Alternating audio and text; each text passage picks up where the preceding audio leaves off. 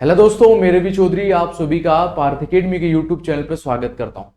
मैं आशा करता हूं कि आप सभी की तैयारियां बेहद शानदार चल रही होगी और इन महत्वपूर्ण क्लासों का आप सभी को फायदा मिल रहा होगा। दोस्तों, ये वाली श्रृंखला में हम लोगों ने मुख्य रूप से प्राचीन भारत को यहाँ पे पढ़ना स्टार्ट किया है।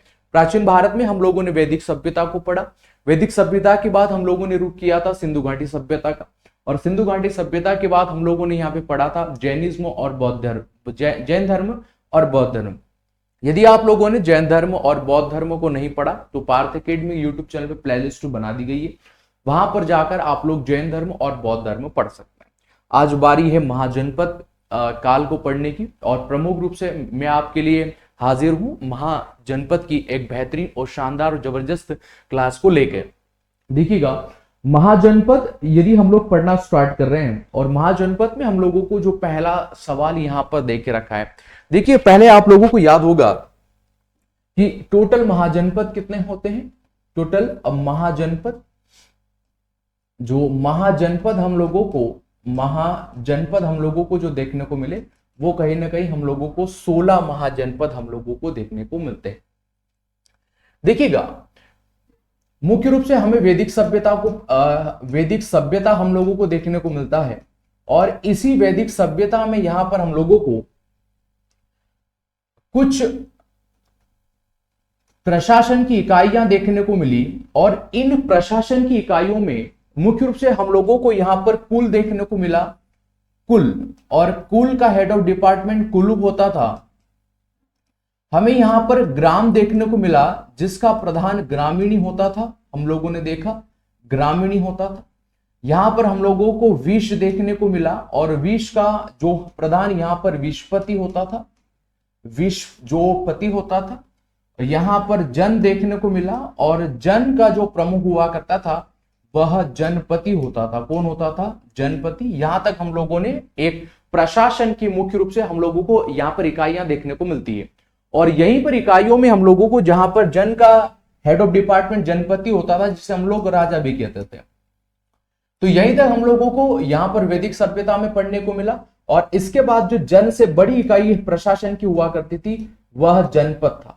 वह क्या हुआ करती थी? जनपद हुआ करती थी, और कई सारे जनपद से मिलकर जो बिल्डअप हुआ था महाजनपद। क्या बना था? महाजनपद।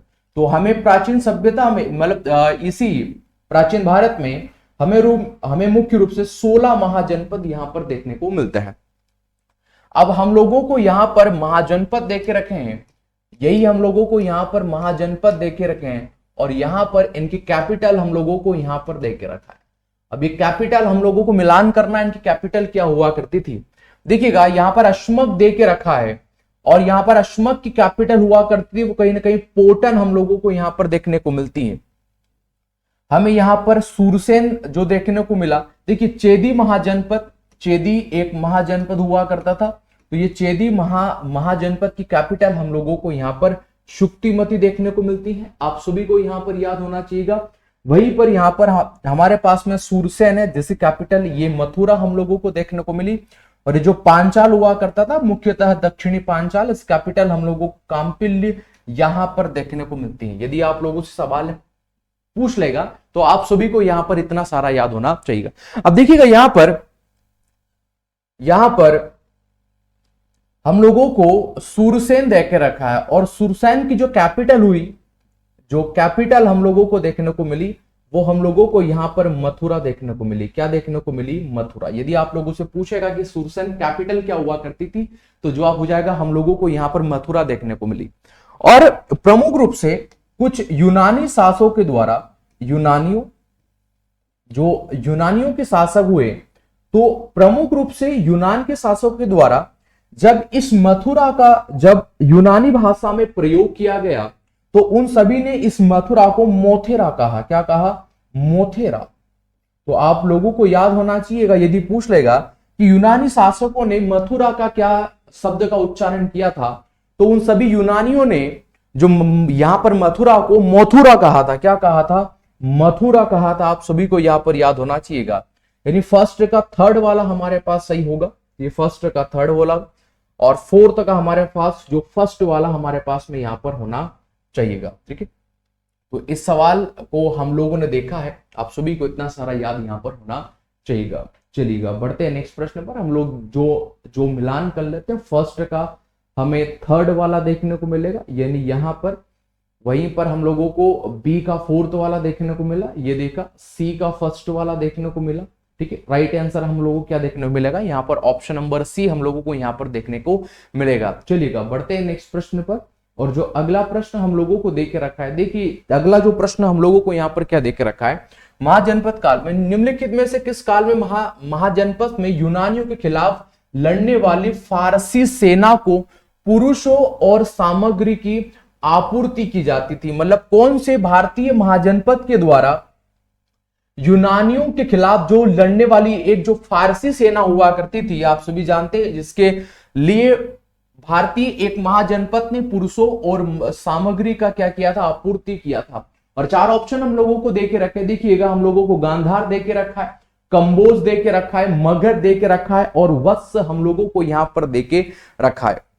देखिएगा हम लोगों को याद होना चाहिएगा, ये जो काबुल है, काबुल इस सवाल का यहां पर राइट आंसर होगा, यानी काबुल ने क्या किया था, यूनानियों के खिलाफ लड़ने के लिए फारसी सेना को पुरुषों और सामग्री का यहां पर क्या किया था, उपयोग किया था, सामग्री का यहां पर उपयोग किया था। आप सभी को यहां पर याद होना चाहिएगा, यानी हमारे सवाल का जो राइट आंसर देखने को मिलेगा ऑप्शन नंबर ए हम लोगों को यहां पर देखने को मिलेगा। देखिए यहां पर एक कंबोज हुआ करता था, यहां पर आप लोगों को याद होना चाहिए, जैसे कैपिटल हम लोगों को यहां पर हाटक देखने को मिली, क्या देखने को मिलेगी, हाटक। यहां पर मगध दे के रखा है, मगध कैपिटल हम लोगों को पाटलिपुत्र, जो पाटलिपुत्र देखने को मिली, तो ये इतना आप लोगों को याद होना चाहिएगा। वहीं काबुल एक महाजनपद था, और इसी काबुल की कैपिटल हम लोगों को यहां पर क्या देखने को मिली, तो जवाब हो जाएगा काबुल की कैपिटल हम लोगों को यहां पर तक्षशिला, कौन सी, तक्षशिला हम लोगों को यहां पर देखने को मिलती, राइट। तो इस सवाल का जो राइट आंसर हो जाएगा ऑप्शन नंबर ए होना चाहिएगा। चलिएगा बढ़ते हैं नेक्स्ट प्रश्न पर। और जो अगला प्रश्न हम लोगों को यहां पर महाजनपद में दे के रखा है, वो दे के रखा है, फिर से आप लोगों को सूची बनानी है कि ये जो प्रमुख क्षेत्र यहां पर आप लोगों को महाजनपद दे के रखे हैं, महाजनपद यहां पर दे के रखा, और यहां पर प्रमुख रूप से उनका क्षेत्र यहां पर हम लोगों को दे के रखा है। देखिए आप लोगों को यहां पर अवंती दे के रखा है, क्या अवंती क्षेत्र कहां पर हुआ करता था, क्या ये मध्य भारत का मालवा क्षेत्र है, क्या यह मध्य भारत का ये जो मालवा क्षेत्र हम लोगों को देखने को मिला, क्या ये बात सही है या गलत है? देखिएगा यहां पर ये भी यहां पर सही हम लोगों को देख के रखा है, यानी मुख्य रूप से यह आपका अवंती महाजनपद हुआ करता था, ये मालवा क्षेत्र हुआ करता था। इसे कैपिटल हम लोगों को यहां पर महिष्मती, कौन सी, महिष्मती हम लोगों को देखने को मिली, और इस कैपिटल एक हम लोगों को उज्जैनी भी यहां पर देखने को मिलती है। यानी ये आप लोगों का ये आपका अवंती महाजनपद की दो कैपिटल हुआ करती थी, तो ये वाला बिल्कुल हमारे यहाँ पे सही दे के रखा है। गांधार आधुनिक पेशावर और रावलपिंडी जिले वाले जो कश्मीर घाटी के पास पड़ता है, ये बात बिल्कुल सही है। और इसी गांधार कैपिटल हम लोगों को तक्षशिला देखने को मिलती है, क्या देखने को मिली, तक्षशिला देखने को मिली। चेदी महाजनपद ही हमारे मध्य प्रदेश में मुख्य रूप से जो बघेलखंड वाला इलाका है यहां पर हुआ करता था, जिसे कैपिटल हम लोगों को यहां पर सुक्तिमती, क्या सुक्तिमती हम लोगों को यहां पर कैपिटल इसकी यहां पर देखने को मिलती है। और लास्ट वाला ऑप्शन हम लोगों को यहां पर डी देख रखा है, वज्जी।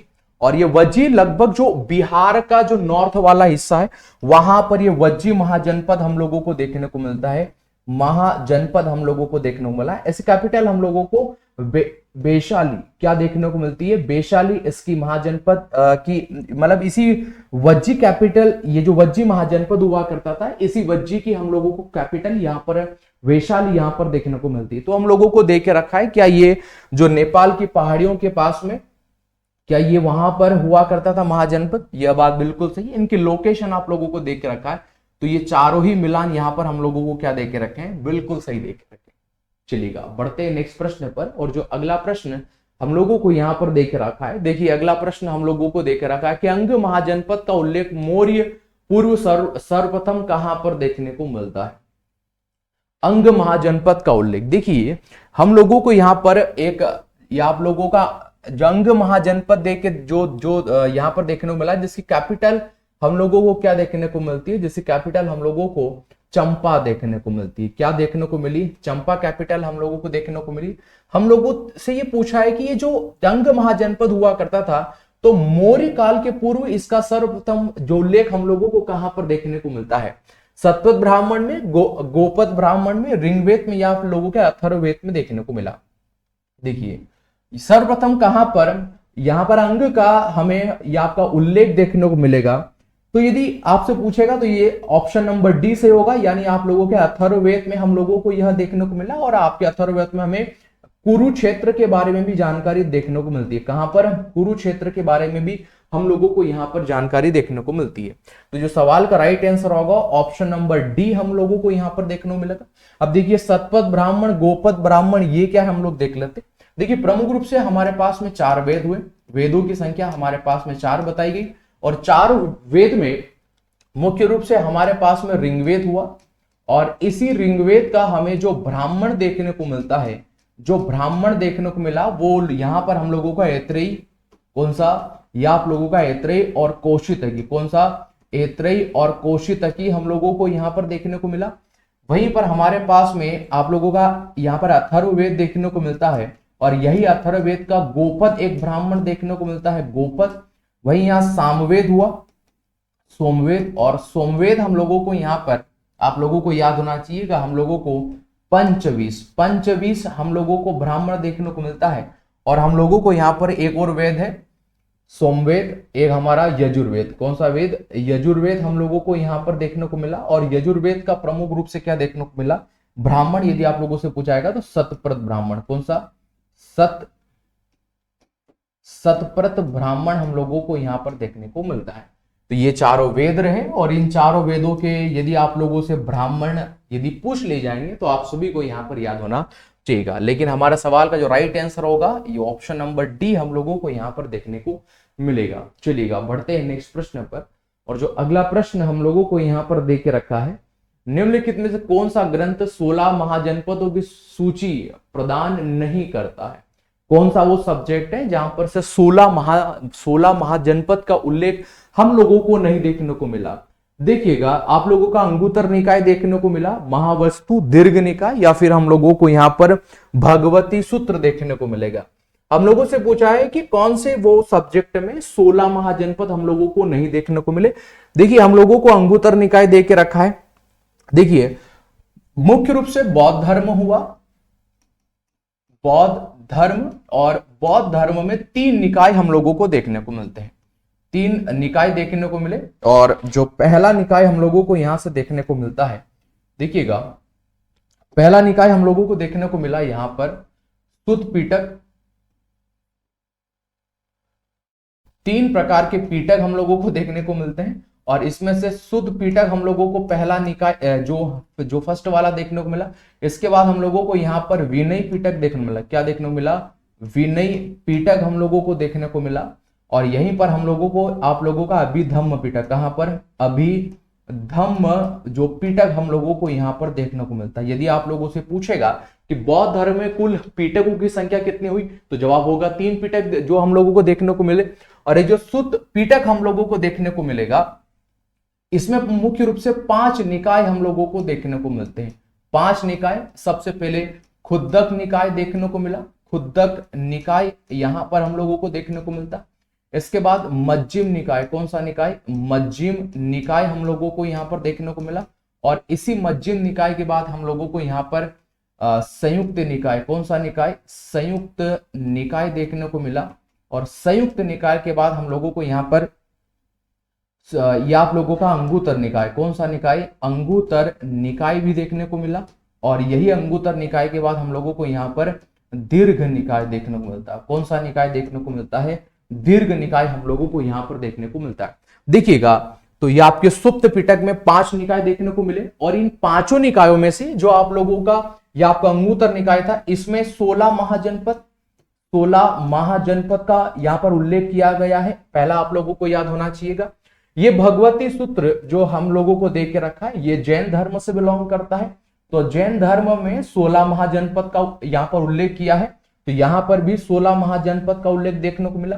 और समकालीन डेकोर ग्रंथ बौद्ध धर्म में महावस्तु देखने को मिला। यहां पर भी 16 महाजनपद का हम लोगों को यहां पर उल्लेख देखने को मिलता है। लेकिन यहां पर जो दीर्घ निकाय है, इसी दीर्घ निकाय में हमें 16 नहीं 14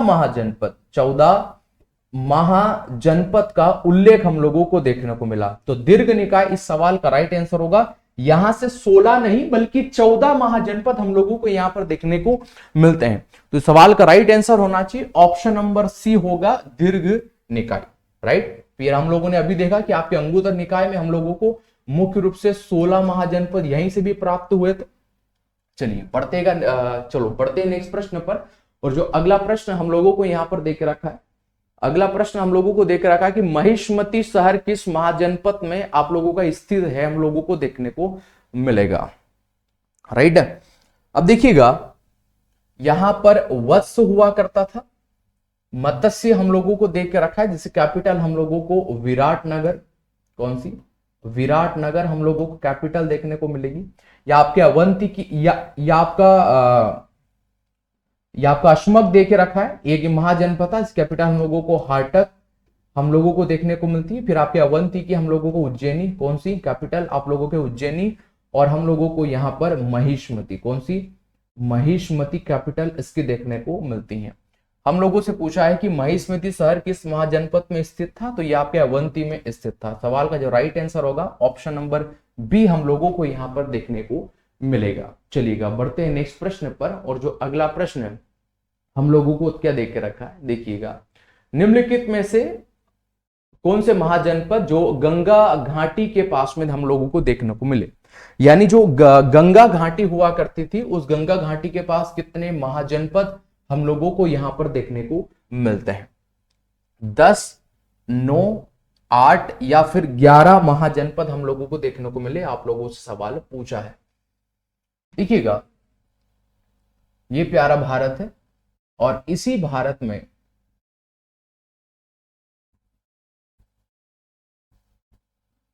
ये जो हमारे पास में जो हम लोगों ने भारत बनाया है, इसी भारत में इसी वाले पूरे क्षेत्र में हम लोगों को मुख्य रूप से 10 महाजनपद, जो गंगा घाटी वाला क्षेत्र 10 जो महाजनपद हम लोगों को यहां पर देखने को मिलता है। इसके बाद 10 के बाद जो हम लोगों को एक मत्स्य जो कि मुख्य रूप से राजस्थान में फैला हुआ ये दिखाई पड़ता है। इसके बाद हम लोगों को हमारे ही मध्य प्रदेश में आप लोगों का उज्जैनी हम लोगों को देखने को मिलता है। सॉरी, ये आपका अवंती हम लोगों को देखने को मिला। कौन सा देखने को मिला, यहां से हम लोगों को अवंती देखने को मिला। यहीं से हम लोगों को आप लोगों का अवंती देखने को मिला, उज्जैन नहीं होगा। यहां से अवंती महाजनपद हम लोगों को देखने को मिलेगा। तो 10 के बाद ये 10 थे, ये हम लोगों को 11वां और ये हम लोगों को मुख्य रूप से 12वें नंबर का देखने को मिला। इसके बाद भारत से बाहर हम लोगों को एक आप लोगों का गांधार देखने को मिला और एक आप लोगों का कंबोज, कौन सा देखने को मिला, कंबोज हम लोगों को यहां पर देखने को मिलेगा। तो भारत से बाहर 2 महाजनपद देखने को मिले। और इसके बाद 12 के बाद ये है 2, 14 हो गए। इसके बाद हम लोगों को आप लोगों का यहाँ पर एक कुरु महाजनपद, कौन सा, एक कुरु महाजनपद देखने को मिला। और ये दक्षिण भारत में हम लोगों को अश्मक एक महाजनपद, कौन सा, यहाँ पर अश्मक महाजनपद देखने को मिलेगा। तो ये 16वें नंबर का हुआ। तो हम लोगों को मुख्य रूप से 10 महाजनपद देखने को मिलते हैं, कहां पर, गंगा घाटी में। राइट, तो इस सवाल का जो राइट आंसर होगा ऑप्शन नंबर ए होना चाहिए, यानी ऑप्शन नंबर ए यानी 10।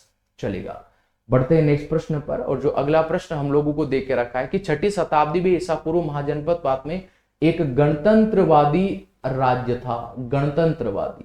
लेकिन देखिए 16 महाजनपद जो देखने को मिले, उन्हीं 16 महाजनपदों में जो 14 महाजनपद हुआ करते थे, उन 14 महाजनपदों में हम लोगों को राजतंत्र की व्याख्याता देखने को मिली।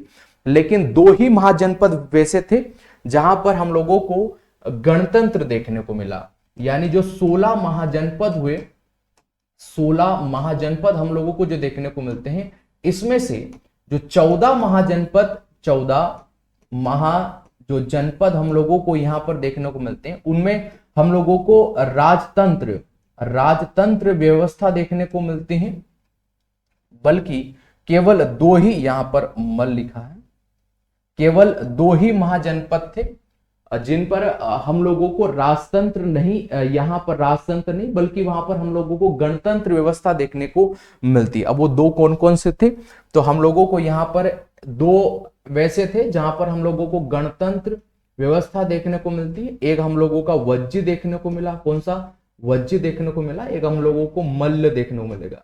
तो ये दो वैसे महाजनपद थे जहां पर हम लोगों को गणतंत्र व्यवस्था देखने को मिलती है, और 14 ऐसे जहां पर हम लोगों को राजतंत्र व्यवस्था देखने को मिलती है।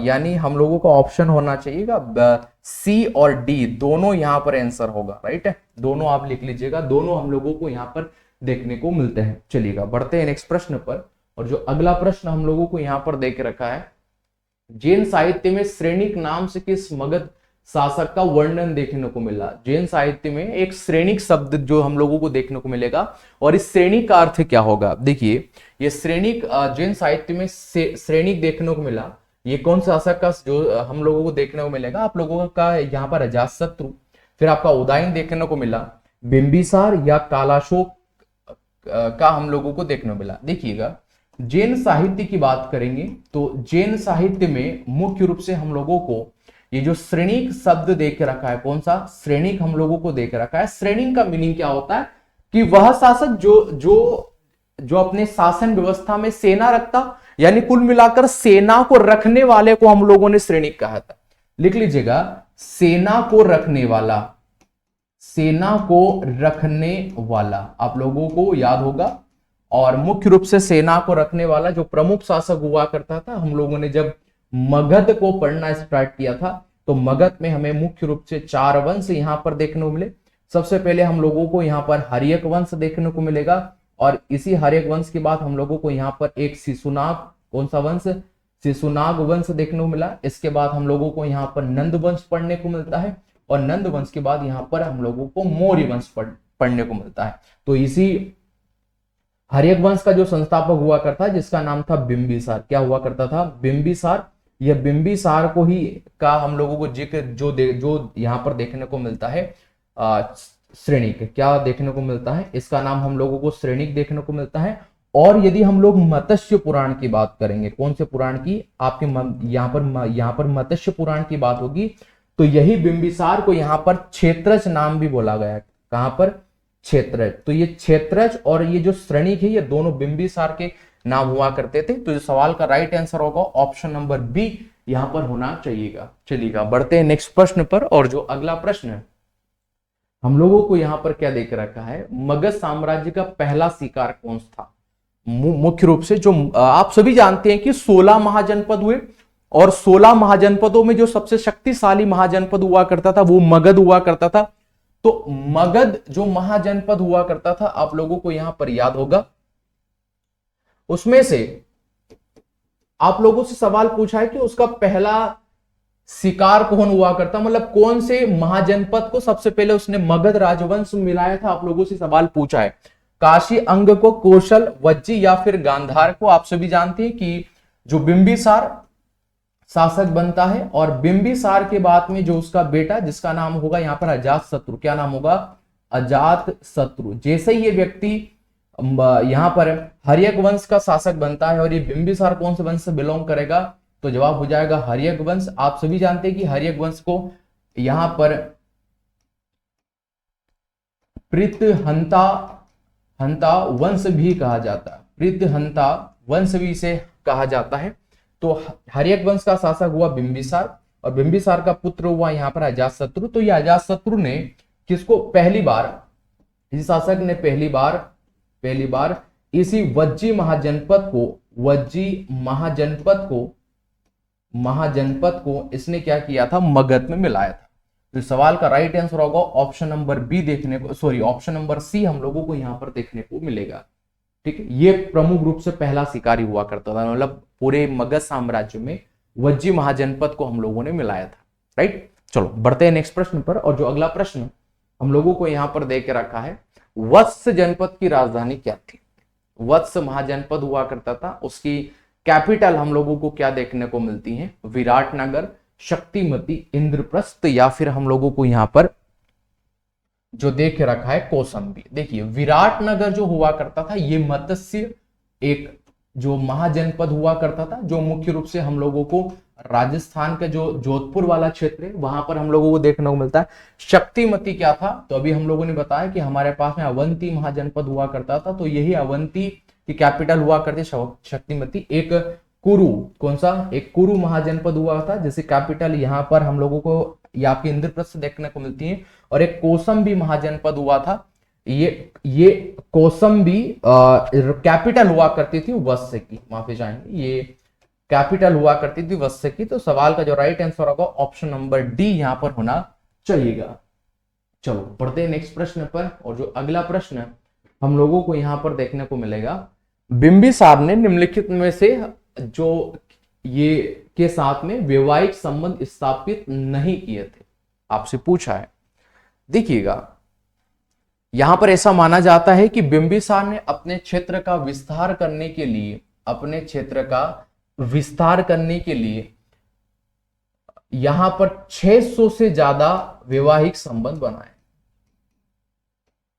600 से ज्यादा, मतलब वो चाहता था कि अपने क्षेत्र का विस्तार हो, साम्राज्यवाद की नीति हुआ करती थी, तो वो चाहता था कि मेरे क्षेत्र का विस्तार हो, तो सबसे बढ़िया उसको जो उसे तरीका लगा वो संबंध स्थापित किया जो विवाह का लगा, और 600 से ज्यादा उसके द्वारा वैवाहिक संबंध बनाए, ऐसा बताते हम लोगों को।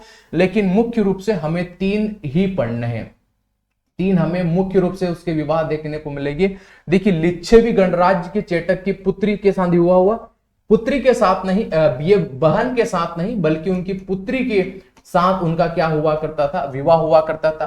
कौशल नरेश प्रसेनजीत की बहन महाकौशल से इनका क्या हुआ करता था, विवाह हुआ करता। आप लोगों से याद ये सवाल पूछा है, ये बात बिल्कुल सही, इनसे विवाह हुआ था। और मरुदेशी राजकुमारी शेमा से भी इनका क्या हुआ था, विवाह हुआ था। तो ये लिच्छवी गणराज्य की जो चेटक की जो बहन नहीं, उनकी यहां पर पुत्री से विवाह हुआ था, आप लोगों को याद होना चाहिएगा। और ये जो कौशला जो मुख्य रूप से जो चेलना हुआ करती थी, उनसे इनका क्या हुआ था, यहाँ पर विवाह हम लोगों को देखने को मिलेगा। और ये इसी चेलना के बोलने पर जो यहाँ पर बिंबिसार ने क्या किया था कि जैन धर्म को स्वीकार किया था। कौन से धर्म को, जैन धर्म को स्वीकार किया था, राइट। तो सवाल का जो राइट आंसर होगा ऑप्शन नंबर ए हम लोगों को देखने को मिलेगा, यानी जो लिच्छवी गणराज्य की चेटक की बहन नहीं, पुत्री से इनका क्या हुआ था, विवाह हम लोगों को यहां पर देखने को मिलता है। चलिएगा बढ़ते हैं नेक्स्ट प्रश्न पर। और जो अगला प्रश्न हम लोगों को क्या देख रखा है, अगला हम लोगों को देख के रखा है कि संघ में पुरुषों और यहाँ पर स्त्रियों, इनको स्त्रियों को लिख लीजिएगा, यहाँ पर स्त्रियों के रहने की अलग अलग व्यवस्था थी। यह हमें कौन से प्रकार के त्रिपिटक में जानकारी देखने को मिलती है। अब देखिएगा संघ में यानी बौद्ध धर्म में हमें अभी हम लोगों ने देखा था कि हम लोगों को 3 प्रकार के पिटक देखने को मिलेंगे। अभी हम लोगों को यहाँ पर सूत पिटक देखने को मिला। कौन सा पिटक, सूत पिटक देखने को मिला। सूत पिटक के बाद हम लोगों को यहाँ पर एक विनय पिटक, कौन सा पिटक, विनय पिटक हम लोगों को यहाँ पर देखने को मिला। और विनय पिटक के बाद आप लोगों का अभिधम्म पिटक, कौन सा, अभिधम्म पिटक हम लोगों को यहाँ पर देखने को मिलेगा। तो हम लोगों से पूछा है कि इन दोनों के अलग अलग रहने की व्यवस्था कहाँ पर हुआ करती थी। तो आपके सुप्त जो ये जो पिटक हुआ करता था, इसके जो ये रचयिता कौन थे, तो गौतम बुद्ध के जो प्रिय शिष्य हुआ करते थे, आनंद के द्वारा लिखा गया था। विनय पिटक ये किसके द्वारा लिखा गया, तो जवाब हो जाएगा ये महर्षि यहाँ पर उपाली के द्वारा लिखा गया था। और यहीं पर जैन धर्म में पुरुष और स्त्रियों को अलग अलग रहने की व्यवस्था, पुरुष और यहाँ पर स्त्रियों को अलग अलग रहने की व्यवस्था यहाँ पर देखने को मिलती है। तो जो सवाल का राइट आंसर होगा ऑप्शन नंबर बी हम लोगों को देखने को मिलेगा, विनय पिटक। और यहाँ पर आप लोगों का अभिधम्म पिटक देख रखा है। यहाँ पर जो बौद्ध धर्म है, तो बौद्ध धर्म के प्रमुख जो दार्शनिक विचार है, दार्शनिक विचार हम लोगों को यहाँ पर देखने को मिलते हैं। बट सवाल का जो राइट आंसर होगा ऑप्शन नंबर ए होना चाहिएगा, यानी विनय पिटक। चलो बड़े नेक्स्ट प्रश्न पर। और जो अगला प्रश्न हम लोगों को देके रखा, किस शासक के समयकाल में महाउपदेशकों बुद्ध, महावीर तथा मक्खी गोशाल को निर्वाण प्राप्त हुआ, यानी मृत्यु यहाँ पर उनको प्राप्त हुई, निर्माण प्राप्त हुआ था, यहाँ पर कर लीजिएगा बिंबिसार या आपके अजातशत्रु या आपका उदयन या नागदशक। देखिएगा इसी हर्यक वंश में, कौन से वंश में, हर्यक वंश में हम लोगों को यहाँ पर इसका संस्थापक बिंबिसार देखने को मिलेगा, और इसी बिंबिसार का यहाँ पर पुत्र हम लोगों को अजातशत्रु देखने को मिला। कौन देखने को मिला? अजातशत्रु हम लोगों को यहाँ पर देखने को मिलेगा। और यहीं पर अजातशत्रु के शासनकाल में यहां पर मुख्य रूप से बुद्ध, महावीर और यहां पर मकली गोशाल को क्या हुआ था? निर्माण की प्राप्ति हुआ था। यानी सवाल का जो राइट आंसर होगा ऑप्शन नंबर बी हम लोगों को यहां पर देखने को मिलेगा। अभी देखिए मक्खी गोशाल कौन हुआ करता है, यदि आप लोगों से सवाल पूछेगा तो ये मक्खी गोशाल एक आजीवक संप्रदाय का जो प्रमुख हुआ करता था। आजीवक जो संप्रदाय हुआ करता था, संप्रदाय का जो प्रमुख हुआ करता था वो ये मखली गोशाल, ये प्रमुख हुआ करता था मखली गोशाल। और ये आजीवक संप्रदाय जो बेसिकली जो नास्तिक परंपरा होती है, नास्तिक जो परंपराएं हम लोग देखने को मिलती है, उन्हीं नास्तिक जो परंपराओं का जो श्रेष्ठ जो यहाँ पर संप्रदाय वो आजीवक संप्रदाय, और इसी का जो प्रमुख हुआ करता था वो मखली गोशाल हुआ करता था। और इन तीनों को जो निर्माण की प्राप्ति हुई थी वो अजातशत्रु के समय काल में यहाँ पर तीनों को क्या हुआ था? निर्माण की प्राप्ति हुई थी। चलिए सवाल का जो राइट आंसर होगा ऑप्शन नंबर बी हम लोगों को यहाँ पर देखने को मिलेगा। चलिएगा बढ़ते हैं नेक्स्ट प्रश्न पर। और जो अगला प्रश्न हम लोगों को देख रखा है कि निम्न में से किस महाजनपद का उल्लेख या आपके अशोक के शिलालेख से हम लोगों को क्या होता है? प्राप्त होता है। तो हम लोगों को देख रखा है कि निम्न में से किस महाजनपद का उल्लेख या आपके अशोक के शिलालेख से प्राप्त होता है? गांधार या आपका अवंती, अश्मक या कंबोज। इस सवाल का जो राइट आंसर होगा वो कंबोज हम लोगों को यहाँ पर देखने को मिलेगा। ठीक है, ऑप्शन नंबर डी बिल्कुल होगा, यही से हम लोगों को देखने को मिलता है। चलिएगा बढ़ते हैं नेक्स्ट प्रश्न पर। और जो अगला प्रश्न देख के रखा है कि प्रथम भारतीय शासक कौन था जिसने अपनी प्रशासनिक व्यवस्थाओं पर क्या दिया था? बल दिया था। तो किस शासक ने अपनी जो प्रशासन व्यवस्था हुआ करती थी और उसकी प्रशासन व्यवस्था पर उसने बल देने का प्रयास किया था? या आपके अजातशत्रु, चंद्रगुप्त मौर्य दे के रखा है, आपका अशोक दे के रखा है, या बिंबिसार? तो बिंबिसार ने क्या किया था? पहली बार अपनी प्रशासन व्यवस्था पर क्या दिया था? बल दिया था। इतना आप सभी को याद होना चाहिए। सवाल का राइट आंसर होगा ऑप्शन नंबर डी हम लोगों को यहाँ पर देखने को मिलेगा। चलिएगा बढ़ते हैं नेक्स्ट प्रश्न पर। और जो अगला प्रश्न हम लोगों को देख रखा है, निम्नलिखित में से कौन सर्व शत्रांतक का उस व्यक्ति का नाम था? सर्व शत्रांक के नाम से कौन कहा जाता है? शब्द देख के रखा है सर्व शत्रांतक, सर्व शत्रांतक हम लोगों को ये शब्द देखने को मिला। और इसके नाम से कौन सा शासक जो जाना जाता है? बिंबिसार, आपका अजातशत्रु, या महापद्मानंद, या फिर शिशुनाग? कौन जाना जाता है आप लोगों को बताना है। ठीक है, देखिएगा यदि आप लोगों से सवाल पूछेगा यहां पर सर्वशत्रांतक या अपरि परशुराम या फिर एक छत्र, कौन? एक छत्र, और वहीं पर एकराट, कौन सा? एकराट, और एकराट के बाद भार्गव, कौन सा? भार्गव। तो ये 5 उपनाम पढ़ते हैं। ये पांचों उपनाम हम लोगों को किसके देखने को मिलते हैं? ये 5 उपनाम हम लोगों को देखने को मिलते हैं। और ये पांचों उपनाम हम लोगों को जो प्रमुख रूप से नंद वंश का वास्तविक संस्थापक हुआ, नंद वंश का जो वास्तविक संस्थापक हम लोगों को जो देखने को मिलेगा सर जिसका नाम होगा महापद्मानंद। इसी महापद्मानंद के 5 उपनाम भी हम लोगों को यहाँ पर देखने को मिलेंगे। तो जो सवाल का राइट आंसर होगा ऑप्शन नंबर सी हम लोगों को यहाँ पर देखने को मिलेगा। चलिएगा बढ़ते हैं नेक्स्ट प्रश्न पर। और जो अगला प्रश्न हम लोगों को देख रखा है, 16 महाजनपदों में मगध प्रथम क्यों था? ये प्रमुख कारण हम लोगों से पूछा गया है कि हम लोगों को 16 महाजनपद हुए, और 16 महाजनपदों में ऐसा क्या कारण रहा कि ये जो मगध राजवंश था ये सबसे प्रथम रहा। और सभी जानते हैं कि ये सबसे सफल के साथ सबसे जो शक्तिशाली जो महाजनपद था, शक्तिशाली जो महाजनपद था वो हमें मगध ही देखने को मिलेगा।